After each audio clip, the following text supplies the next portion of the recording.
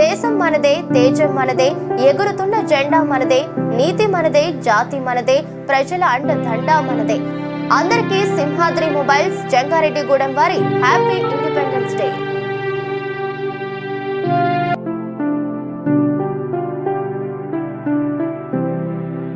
బానిస సంఖ్యలను తెంచి స్వేచ్ఛా వాయువుల కోసం వందల ఏళ్లు తెగించి పోరాడిన మన వీరత్వం, భారత మాతకు పట్టం కట్టిన త్యాగధనుల కర్మఫలం.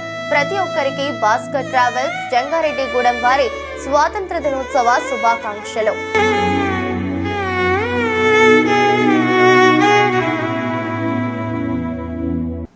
నమస్తే, welcome to smart TV news.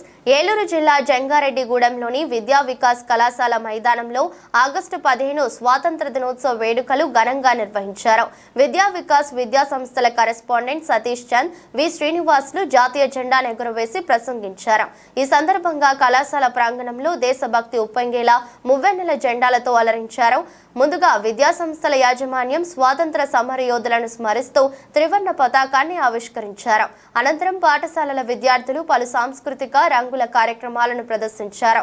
కార్యక్రమంలో విద్యా వికాస్ విద్యా సంస్థల యాజమాన్యం మాట్లాడుతూ, దేశానికి స్వాతంత్రం వచ్చి 77 ఏళ్లు పూర్తయిన సందర్భంగా 78వ వేడుకలు జరుపుకుంటున్నామని అన్నారు. ఎంతో మంది మహనీయులు త్యాగ ఫలితం మన స్వాతంత్రమని తెలిపారు. ప్రతి విద్యార్థి ఉన్నత విలువలతో చదువుకొని దేశానికి పేరు ప్రఖ్యాతులు తీసుకురావాలని, వికసిత్ భారత్ దిశగా ముందుకు కదలాలని పిలుపునిచ్చారు. కార్యక్రమంలో principal we Prasanna Lakshmi, director why Lakshmi Prasanna, ఉపాధ్యాయులు, సిబ్బంది పాల్గొన్నారు. అందరికీ స్వాతంత్ర దినోత్సవ శుభాకాంక్షలు.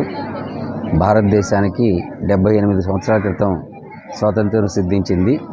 ఈ సందర్భంగా ఈ స్వాతంత్ర్యానికి మనకు రావడానికి కారణభూతులైనటువంటి మహానుభావులు ఎందరో ఉన్నారు. వారందరినీ స్మరించుకోవడం సముచితంగా ఉంటుంది.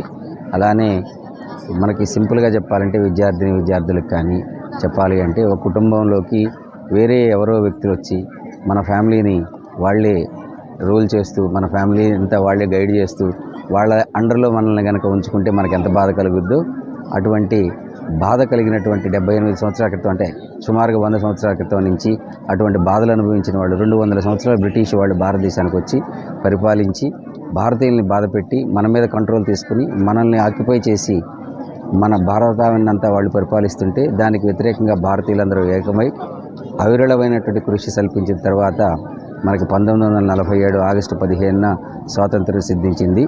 సో భారతీయులందరూ ఆ రోజు నుంచి సగర్వంగా ఈ రోజు వరకు కూడా ప్రపంచంలోనే తల ఎత్తుకుని తిరుగుతున్నాము. అదేవిధంగా భారత జాతి ప్రపంచంలోనే 5వ అతిపెద్ద ఆర్థిక వ్యవస్థగా రూపుదిద్దుకుంది.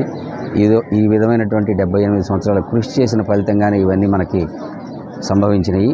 ఈ కృషికి అందరూ అనేక మంది సహాయ సహకారాలు అందించి దీన్ని పెంచి పెద్దది చేశారు. వాళ్ళందరికీ మనం స్మరించుకోవాలి. అదేవిధంగా పిల్లలందరూ విద్యార్థులందరికీ మా సూచన, చక్కగా చదువుకుని వారి రంగాల్లో వాళ్ళు ఎంచుకున్న రంగంలో మంచి ఉన్నతమైనటువంటి స్థానానికి ఎదిగి వారు పిల్లలందరూ వాళ్ళ తల్లిదండ్రులకి, వాళ్ళ ఉపాధ్యాయులకి, వాళ్ళ స్కూల్కి, అదేవిధంగా వాళ్ళ ప్రాంతానికి, దేశానికి మంచి పేరు ప్రతిష్టలు సాధించి దేశాన్ని ప్రపంచంలోనే ఉన్నతమైనటువంటి స్థానంలో నిలబెడతారని ఆశిస్తున్నాం. Thank you.